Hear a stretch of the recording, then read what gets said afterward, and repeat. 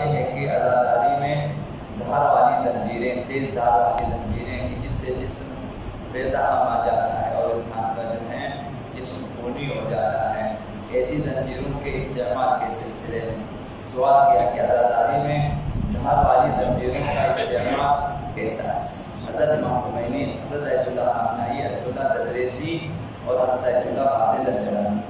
ان کا فتویٰ یہ ہے کہ اگر لوگوں کے درمیان مذہب کی بدنامی کا سبب بنے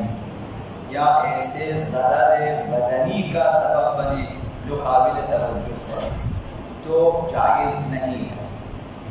حضرت آیت اللہ مکارم شیرازی نے فرمایا عزاداری سید الشہداء ہر وقت اور ہر جگہ افضل قربات میں سے روحانی ایمان کی تقویت ہوتی ہے، شہامات اسلامی اور مسلمانوں میں ایثار و فداکاری و شجاعت کے اسباب میں سے، لیکن عزاداری کا طریقہ ایسا ہونا چاہیے جو دشمن کے لیے سوء استفادہ کا سبب نہ بنے اور اس عظیم مراسم کی تصویف کا سبب نہ بنے۔ ان عزاداری کو اس طرح سے انجام دیں کہ دشمن ہمارے اوپر انگلی نہ اٹھا سکے، اور اس طرح سے عزاداری کریں کہ دین کمزور نہ ہو جائے، خود عزاداری میں تصویف پیدا نہ ہو جائے۔ اسی وجہ سے ایسے امور جو مذہب کی بدنامی کا سبب بنے ان سے اجتناب کرنا ضروری ہے۔ اب یہ حالات کے حساب سے، معاشرے کے حساب سے، ملکوں کے حساب سے شاید مختلف ہیں۔ بعض جگہ ممکن ہے کہ تصویف عزاداری کا سبب بنے، بعض جگہوں پہ شاید نہ بنے، اسی لیے تمام فقہاء نے کلن فتویٰ نہیں دیا ہے۔ بعض فقہاء نے اس طرح سے فتویٰ دیا ہے، بعض نے شرائط پیش کر دی ہیں۔ تو لہٰذا ہر جگہ کے حساب سے، ہر عرف کے حساب سے دیکھنا چاہیے اور اپنی جو منمانی ہے اسے باضابطہ رکھ کر خود کو سوچنا چاہیے کہ اگر ہمارے کسی بھی عزاداری کے عمل میں اگر وہ کسی سنت پہ ہم نے عمل کیا ہے کہ جو سنت معذورہ ہو، ائمہ اطہار سے ثابت ہو، اور یا پھر ایسا مستحب عمل ہو جس پہ عمل کرنا چاہیے، اور یا پھر جو ہے دین اور مذہب کی جو ہے وہ تبلیغ کا سبب ہے، انہیں انجام دے۔ اگر کوئی ایسا عمل ہے کہ جو دین میں یا ثابت نہ ہو، یا اس کا مستحب ہونا ثابت نہ ہو، یا اس کا سنت ائمہ میں ثابت نہ ہو، یا اس کی مثلا تاکید نہیں کی گئی ہو، یا مذہب کی بدنامی اور تحریف کا سبب ہو، وغیرہ وغیرہ، تو پھر بہتر ہے کہ انسان اجتناب کرے۔ عزاداری میں گریہ و بکا افضل ترین عمل ہے۔ روح عزاداری یہ ہے کہ گریہ ہونا چاہیے، گریہ جس پہ تمام ائمہ اطہار نے، خدا متعال نے احادیث قدسیہ میں تاکید کی ہے کہ رونا روح عزاداری، گریہ و بکا اور مجلس اور احیاء امر اور احادیث ائمہ کا بیان کرنا، یہ وہ چیزیں ہیں جن کی تاکید کی ہے۔ حضرت رسول خدا صلی اللہ علیہ وسلم انہوں نے اپنی بیٹی سیدہ کائنات فاطمہ زہرا سلام اللہ علیہا سے فرمایا ان نساء امتی یکون علی نساء اہل بیت،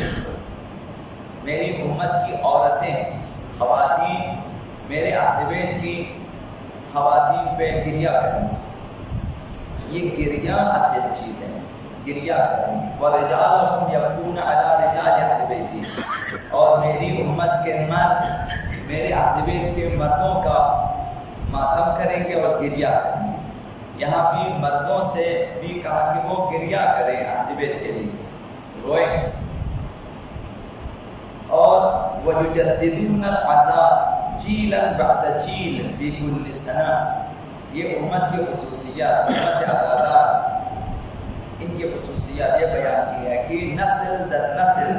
ہر برس ہماری عزاداری کی تجدید کریں گے۔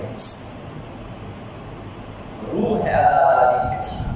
فَإِذَا كَانَ يَوْمُ الْقِيَامَةِ فَإِذَا كَانَ الْقِيَامَةِ تَشْفَعِينَ أَنْتِ لِلنِّسَاءِ، تو فاتحہ سیدہ کائنات فرمایا جب قیامت کا دن ہوگا تو آپ امت کی خواتین کی شفاعت کریں گے، وہ خواتین جنہوں نے گریہ کیا ہے، وَأَنَا أَشْفَعُ لِلرِّجَالِ، اور میں مردوں کی شفاعت کروں گا، امت کے مردوں کی جنہوں نے آقا عبداللہ حسین اور اہل بیت کے لیے گریہ کیا ہے۔ اہل بیت کے مردوں پر گزرنے والے مسائل پر گریہ و بکا کرنے والے مردوں کی شفاعت پیغمبر اسلام کریں گے۔ اور فرمائے وَكُلُّ مَنْ بَكَى مِنْهُمْ عَلَى مُصَابِ الْحُسَيْنِ علیہ السلام، ان مردوں میں سے اور ان عورتوں میں سے جو بھی مصیبت آقا عبداللہ حسین پہ گریہ کرے گا، روئے گا، رونا ممکن جو روئے گا، اخذنا بیدہ، ہم ان کے ہاتھوں سے تھامیں گے، پکڑیں گے، وَأَدْخَلْنَاهُ الْجَنَّةَ، اور انہیں جنت میں داخل کریں گے۔ یہ رونا مہم ہے۔ البتہ نصاب اسلام کے بعد ہمیشہ یہی ہے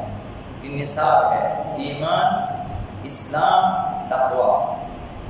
پھر اس کے بعد ہمارے لیے راہ ہے آخرت کے لیے راستہ کھل جاتا ہے۔ اب لوگ ہمارے ذہنوں میں، بچوں کے ذہنوں میں بات ڈال دیتے ہیں کہ بلا شرط ہے، ان اصل کسی شرط کوئی شرط درکار ہی نہیں ہے، کافر ہے، مومن ہے، جو بھی ہے بس گریہ کرے مثلا، بے شرط نہیں ہے، بے شرط یہاں وہ شروط یہاں ہر عمل کے لیے ہے، کوئی عمل بدون شرط شروط نہیں ہے۔ تو جس طرح اسلام، ایمان، تقوی، یہ چیزیں مثلا شرائط ہیں، تو اگر یہ چیزیں ہیں پھر راہ ہموار ہو جاتا ہے۔ اب آپ عمل کریں، قبول ہے، قبول ہے، پھر اگر ایسا نہ ہو تو سرے سے ہی مثلا خراب ہو۔ تو اگر ایمان، تقوی اور اسلام درست ہیں، عقائد، اس کے بعد بے شک روئیں، تو اگر شرائط درست ہے اور روئیں، فرمایا کہ ان کے ہاتھوں سے تھام کر ہم جنت میں داخل کریں گے۔ بہت بڑی بات ہوتی ہے آقا عبداللہ حسین کی مصیبت میں رونے کے حوالے سے۔ اب پیٹنے کے لیے اب یا سوائے تاریخی بعض واقعات کی تعویلات کے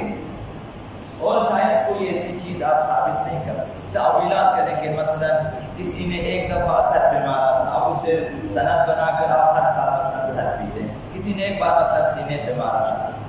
جو مستند ہے تمام اہل بیت آقا کے بعد یہ چیزیں کہ وَكُلُّ مَنْ بَكَى مِنْهُمْ عَلَى مُصَابِ الْحُسَيْنِ، جو بھی روئے گا مصیبت آقا امام حسین میں، اخذنا، ہم لوگ، ہم اہل بیت ان کے ہاتھوں سے پکڑیں گے، وَأَدْخَلْنَاهُ الْجَنَّةَ، اور اسے جنت میں داخل کریں گے۔ یا فاطمہ كُلُّ عَيْنٍ بَاكِيَةٌ يَوْمَ الْقِيَامَةِ، ہر آنکھ رو رہی ہوگی حسرت کی وجہ سے، گناہوں کی وجہ سے، عذاب کی وجہ سے رو رہی ہوگی، إِلَّا عَيْنٌ بَكَتْ عَلَى مُصَابِ الْحُسَيْنِ، مگر وہ آنکھ نہیں روئے گی جو اس دنیا میں روئی ہوگی آقا عبداللہ حسین کی مصیبت۔ رونا ممکن ہے، اس لیے اس حدیث کو آپ یہاں سے بھی سمجھیں کہ من بکا اور ابکا اور تبکا، یہ تین چیزیں ہیں کہ روئے، رلائے، رونے کی کوشش کرے۔ جنہیں رونا نہیں آتا تو وہ لوگ جو خود بھی روتے ہیں اور دوسروں کو بھی رلاتے ہیں مسائل اہل بیت میں، تو یہ لوگ پھر بہت آگے ہیں۔ جو لوگ صرف روتے ہیں ان کا بھی اپنا مقام ہے۔ تیسرا گروہ جن کو رونا نہیں آتا، مثلا یا آنکھیں خشک ہیں، انہیں کہا کوشش کریں رونے کی، یعنی جسے ترجمہ کرتے ہیں بعض رونے کی شکل بنائیں، شکل نہ رونے کی کوشش کریں، اپنے اوپر رونے کو، گریہ کو طاری کرنے کی کوشش کریں، تو وہ آنکھ قیامت کے دن نہیں روئے گی۔ فَإِنَّهَا ضَاحِكَةٌ مُسْتَبْشِرَةٌ بِنَعِيمِ الْجَنَّةِ، ایسی آنکھیں جو یہاں آقا عبداللہ حسین کی عزاداری میں روئی ہوں گی، قیامت کے دن انہیں خوشخبری ملے گی جنت کی، لہذا وہاں رونے کی ضرورت نہیں ہوگی۔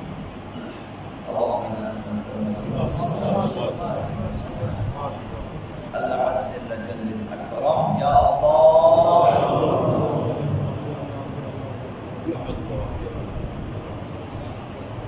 یا اللہ یا رحمان یا